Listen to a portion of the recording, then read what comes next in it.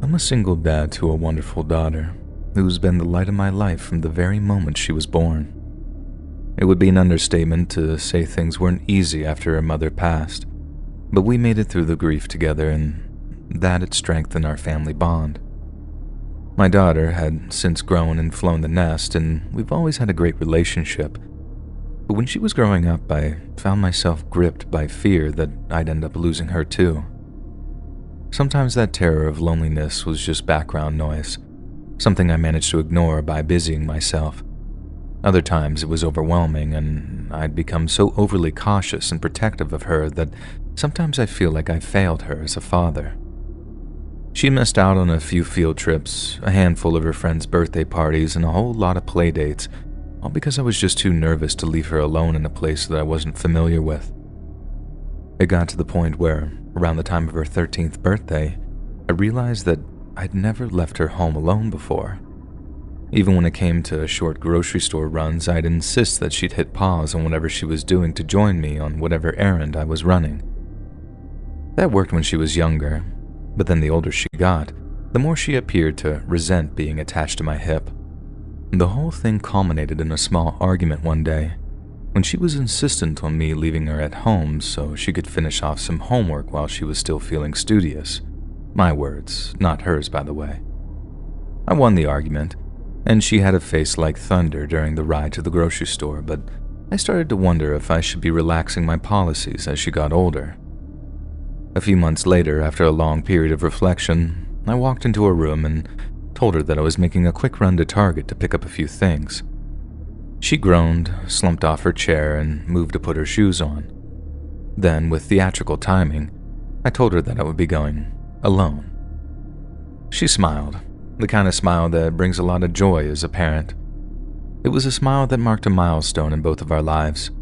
She was growing up, and it was time to start giving her some space. I know it might sound pretty dumb, but I actually got a little emotional while climbing into the driver's seat and edging out of our driveway.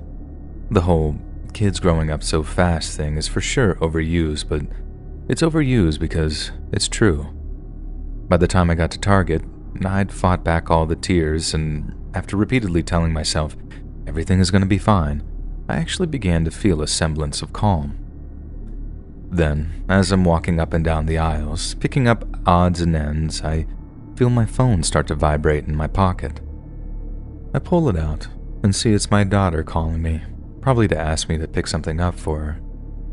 I press the green button, bring the phone to my ear, and before I can even say anything, all I can hear is screaming and crying. I just left the shopping cart where it was, sprinting out of the store and back towards my car. Then as I was driving back to the apartment, I tried calming her down and getting her to tell me what was happening. She just kept saying, I don't know, I think someone shot a gun. My next question was, are you hurt? And when she replied, yes, I just tossed my phone down, got both hands on the wheel, and then started speeding back towards our apartment. Minutes later, I was only 2 blocks from my apartment when I saw flashing lights in the rearview mirror. I felt sick as I realized that I was faced with 2 distinct choices: run from the cops to get to my daughter and risk getting myself shot or something when I jumped out of my car to run inside, or pull over, try my best to explain the situation, and temporarily condemn my daughter to her fate. To some, that might seem like a real conundrum, but to a parent, absolutely zero thought is involved in the decision-making. You help your child, there are no other options. I never thought that I'd ever get into an actual police chase in my life. Aside from a few parking tickets, I've always walked the line and stayed firmly on the right side of the law, so the fact that I was gunning it away from a cop car, praying they'd understand my reasoning, it was surreal in the extreme. I raced the 2 blocks back to my apartment, skidded into my driveway, then got out of the car with my hands in the air as the cops raced in behind me. I remember them jumping out too, taking cover behind their open doors, then pointing guns or tasers at me as I screamed at them, I'm so sorry, my daughter's in trouble, I couldn't stop, I can't stop. I kept repeating my story as one of the cops approached with his gun drawn, and I don't know if it was the tone of my voice or the look in my eyes, but all of a sudden, he stops and asks me where my keys are. Recognizing that he was giving me the benefit of the doubt, I told him that my front door keys were attached to my car keys and that they were still in the ignition of my car. He told his partner to keep an eye on me. Then he grabs my keys after shutting off my engine, then basically runs into my apartment to look for my daughter. That was a truly terrifying few minutes for me, because I had no idea what the cops were going to find. I didn't know if it was an intruder still in the apartment, or if all they were going to find was my daughter's body, and waiting for the answer with a gun pointed at me felt like an eternity. When the cop emerged moments later, leading my daughter out of the apartment, it was probably the purest, most overwhelming sense of relief I've ever felt. But when I saw that she had blood all over her, I begged the cops to call an ambulance to get her to the hospital.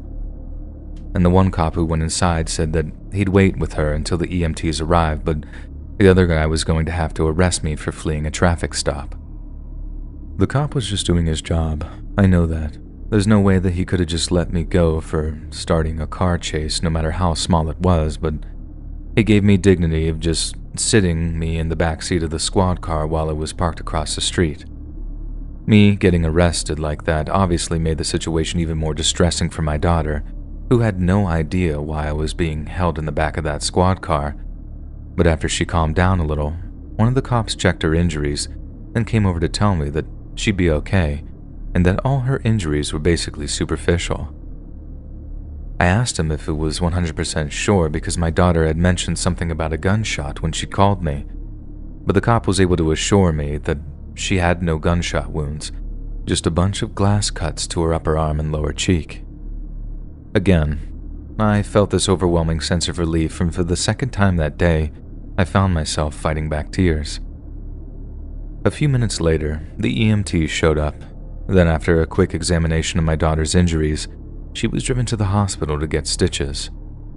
That was my cue to be taken to jail, but I was out on bail in just a few hours later after being given a court summons for fleeing the traffic stop. I immediately drove over to the hospital to pick up my daughter, who by then had a line of stitches along the worst of her wounds, which ran along her jawline. On the way back to our apartment, I got her to tell me exactly what had happened to cause her injuries, as obviously I still didn't understand how a gunshot had caused glass injuries. She said that she was making a sandwich and getting a glass of water and had just placed the glass of water down in front of her on our little breakfast nook when it suddenly exploded. The explosion of glass was what caused the cuts on her arm and face, and right around the same time, she said that she had heard a loud bang coming from the apartment next door. Now, without boring you with too much detail, the layout of our kitchen is such that there's no way someone could have actually aimed a shot at her. But when I got back home and spoke to the cops who were still there, all became clear. They had already arrested our neighbor in the apartment next door, as the angle of the bullet holes in our kitchen showed exactly where the shot had come from. Apparently, the guy was drunk, or at least some other kind of intoxicated, and had decided to clean his guns without checking if they were actually loaded or not. He admitted to the whole thing, and apparently broke down crying in the cop car, thinking he'd seriously hurt someone after hearing all the screaming. He caught a reckless endangerment charge, which he was eventually convicted of, but he didn't see any jail time for it. He only has his guns confiscated after receiving a suspended sentence and mandatory substance counseling, and call me biased, but I think that he should have been handed a whole lot more. Me, on the other hand, I pled no contest to the traffic stop thing, but after the judge learned of the circumstances and how they were related to the other guy's reckless endangerment charge, I only had to pay $500 mandatory fine instead of having my license suspended for a year on top of that. According to my attorney, it was about as good a deal as I was ever going to get, as obviously no one is above the law, and the cops take fleeing traffic stops very, very seriously. In the end, it was clear to both me and my daughter that we had both dodged a major disaster, and it was something that I was very thankful for. But just as I gotten comfortable with giving my daughter some space and privacy in her life, the anxiety of losing her somehow came back 100 times stronger, and it wreaked havoc on my mental health. For the first time in my life, I actively sought out therapy on my sister's recommendations, and I have to admit that weekly sessions put a serious dent in my paranoia and overprotectiveness. I never turned out to be one of those hands-off, carefree parents. I'm still not, even now that she's moved out and living in some fancy apartment downtown. I'll always be her father. Not a thing in the world is going to change that, but this also means that until the day that I'm in the dirt, I'll always be scared.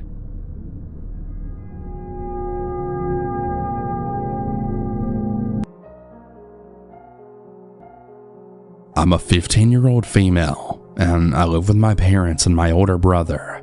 He's 18 years old. My parents work till late evenings, and most of the times I'm home alone. Sometimes my brother is home with me. My family used to take care of a mentally disabled person by giving him food, old clothes, and some other things. Sometimes he used to behave perfectly like a normal person. He was not that ill that I knew of. I knew him since I was 10. He had no family, and he used to live with the people that he was working for, basically cleaning and such. One evening, it was almost 7 p.m., and my brother and I were home alone. My brother was sleeping on the couch, and I heard a knock on the door, and I heard him, let's call him George for the sake of the story, calling my mother. I opened the door, and I let him know that she wasn't home. He had slightly moved in, and as soon as he saw my brother was sleeping there, he stopped and he started whispering and asking me for my phone number. I was completely shocked. Why would he need my number? And if it was for some genuine reason, why was he whispering as if he didn't want my brother to hear it? I immediately felt uneasy, and I made him leave by telling him to come on a Sunday to meet my mother for whatever reason he came for. He left. Fast forward 2 to 3 months later, and I was again home alone. My brother was at my uncle's home for my older cousin for the night. My mom and dad had to go see my grandma at the hospital, and my dad would be staying there, and my mom wouldn't be back until 10 p.m. Now, I was in my bedroom watching some YouTube videos when I again heard knocking at the front door. It was around 8 p.m., and I thought my mom's probably back early. So I went to unlock the door, and when I did, it was him, George. He was standing there at the door with an evil grin on his face. I was about to shut the door when he said he needed some water to drink as he was thirsty. As I've known him since I was a child and never really felt any danger with him except the last time, I told him to wait there, and I went to grab a glass of water for him. When I came out of the kitchen, I saw he was already inside our living room standing there, and I was kind of scared and confused. I gave him the glass, and he tried to hold my hand. I was almost paralyzed with fear. He started coming closer to me, and he almost tried to touch me inappropriately when I then slapped him. He then told me that he wanted to have sex with me, and he would then immediately leave after that. I was disgusted, and I told him I was going to call the police. After that, he left, and I told my mother when she came back home about everything that happened. To my knowledge, she told my father about it, and I don't know what they did to him afterwards, but I never did see him again. To this day, I still can't believe how my family took him in and he could behave like that. He truly was a sick f*** that didn't deserve our hospitality.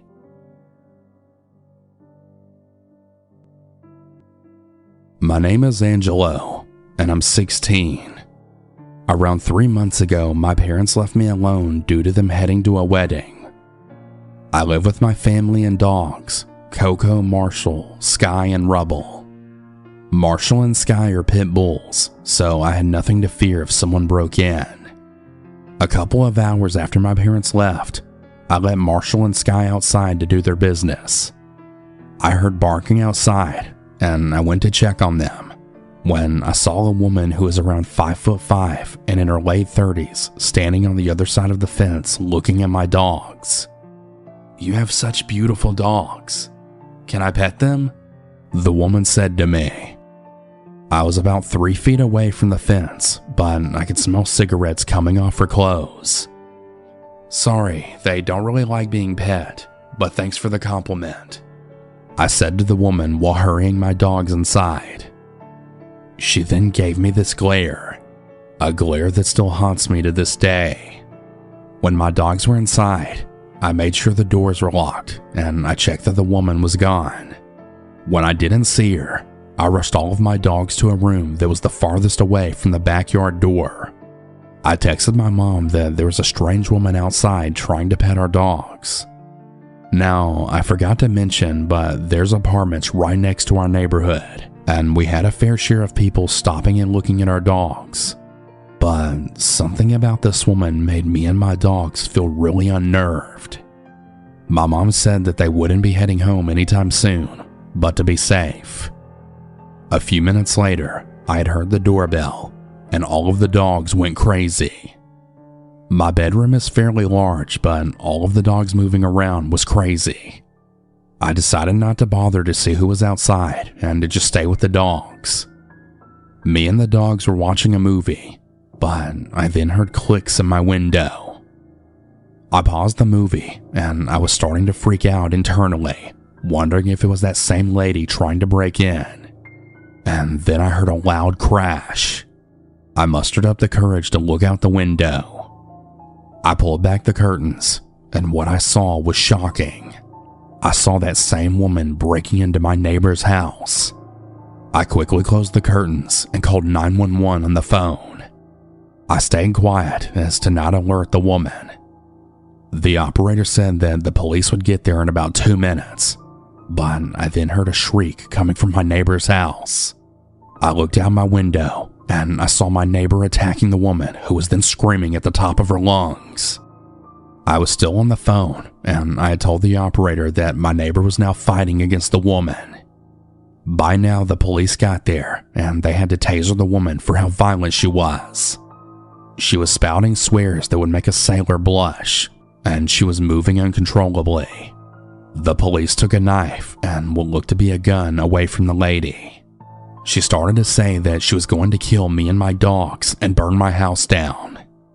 I think she was high and thought that my neighbor's house was mine due to how similar the houses looked. I was stunned, looking out my window, while the thought of what that woman would do to me and my dogs if she got me. I then started to cry, holding my dogs close to me. I didn't know what to do, so I kinda just sat there until I fell asleep. I had heard my parents opening my door, saying they were home. I didn't know what to say, but I then told them to talk to the neighbors next to us. Days went by, and now they insist that I can't stay home alone anymore. I can't get the image of her glare out of my head, and I now sleep with both of my pit bulls just to feel safe. I know I'll be safe now, but knowing what that woman was capable of doing just scares me. If that woman didn't break into my neighbor's house and broke into mine instead, I just know me and my dogs would be dead. Stay safe out there.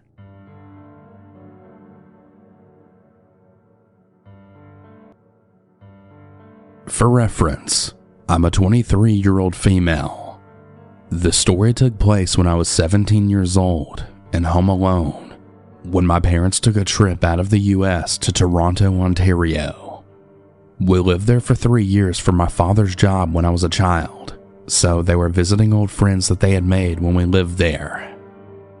My older brother was out of state in college at the time, so I was alone for the week. It was a Friday night, and one of my good guy friends was supposed to spend the night with me so that I wasn't alone for the weekend. Something came up and he had to return home for the night, leaving me home alone.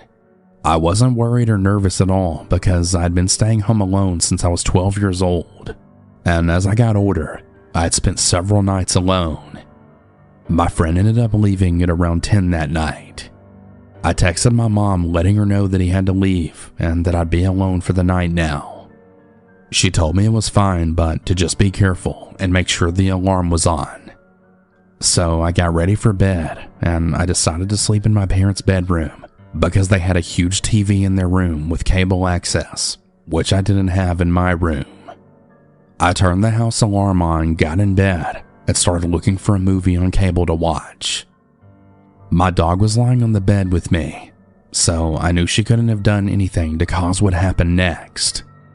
About an hour had passed, and I was flipping through the channels when my house alarm suddenly went off. I immediately looked at the alarm unit by the bedroom door and saw the red light was flashing on and off. I froze. It was a very loud and repetitive beeping sound. I think it took me about 15 seconds just to process what was happening. Did the alarm just go off by itself? I thought. There's no way a door opened. Immediately, I started thinking of anyone and everyone I knew that could have possibly opened one of the doors to my house with a key. You know, since all of the doors were locked. I knew my brother wasn't coming home for the weekend. I knew it wasn't my friend who had recently left because I just received a text saying he was home. I went through all of my friends that I could think of, and every single one of them was either out of town or busy. I knew none of my neighbors would have opened any of the doors either. I went through all of this in my head in that 15 seconds that I was frozen on the bed. Finally, I snapped out of it and I ran to my parents' bedroom door, closed it, and then locked it. I refrained from turning the alarm off because I knew that it automatically calls the police once it hits 1 minute of going off, and I was also thinking the loud alarm would scare away whoever just broke into my house.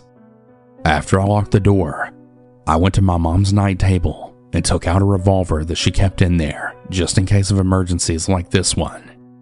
Now, I'm only about 5'4", and I knew that if anyone came through that door had the intention of hurting me, they would have easily succeeded. I wasn't taking any chances.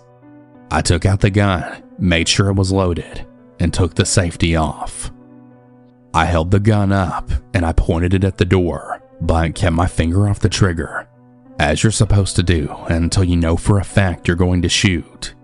I couldn't believe that I was holding a gun and pointing it at something, and possibly someone, with the intention to shoot if they proved to be dangerous. I sat there mentally preparing myself to shoot whoever managed to get through the door.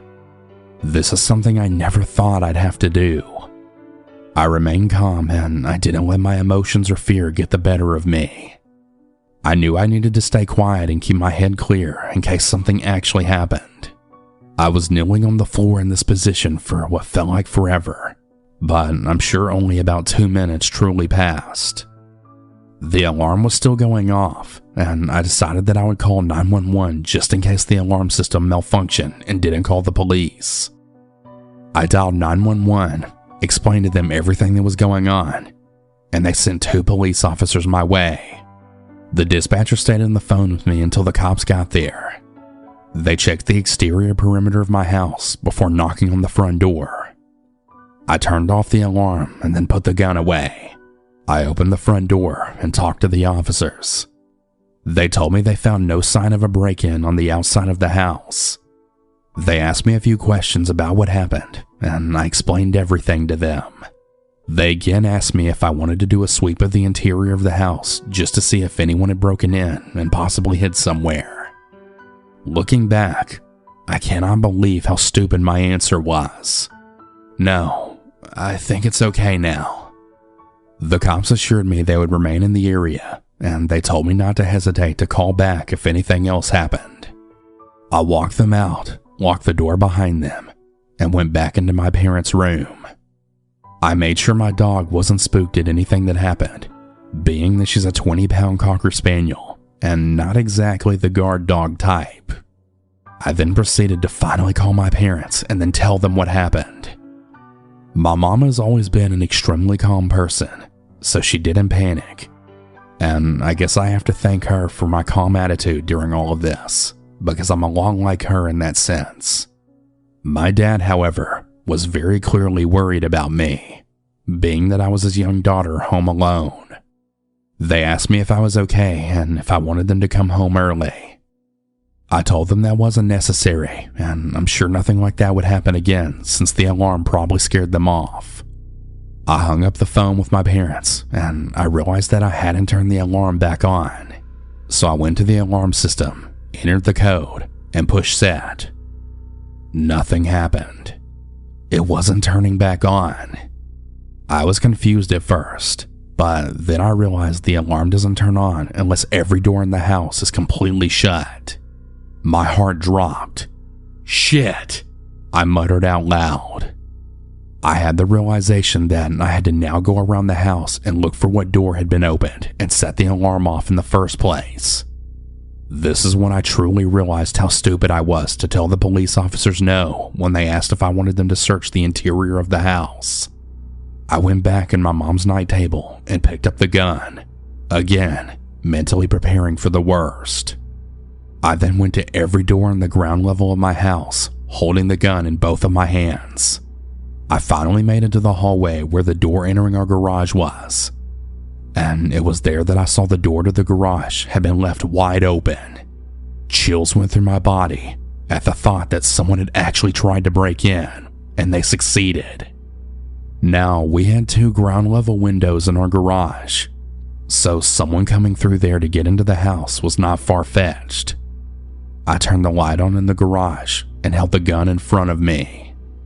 I looked at the 2 windows in the garage, and there didn't seem to be any sign that they were opened.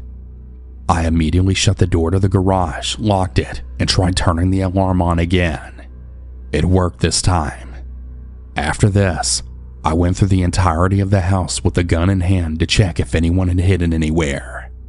I prayed the entire time that I wouldn't find anyone and that I really wouldn't have to use that gun. And to my relief, I found nothing and no one. I slept with my parents' bedroom door locked that night and with the revolver under my pillow for the rest of the week. When my parents returned home from the trip, my father inspected the windows in the garage to see if they had been forced open or anything like that.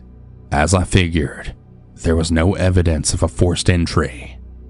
My parents concluded that the door to the garage must have not been shut all the way, and a gust of wind came from outside through the garage, and then swung the door to the house open, causing the alarm to go off. We never figured out what actually happened that night. Since then, I have had one more experience with a possible break-in when I was in college and I came home for the weekend. That story wasn't as scary, but I was alone again, and my parents were doing the same thing during the first time, visiting friends in Canada. I'm now 23 years old. 6 years have passed since that night, and whatever it was, whatever truly happened, well, it continues to be the scariest night of my life. I can't even bring myself to imagine what would have happened if we didn't have that alarm system, and if I didn't have my mom's gun to feel safer. Although nothing bad ended up actually happening, I advise everyone hearing this story to always make sure your home has an alarm, and to always keep a gun in the home to protect yourself.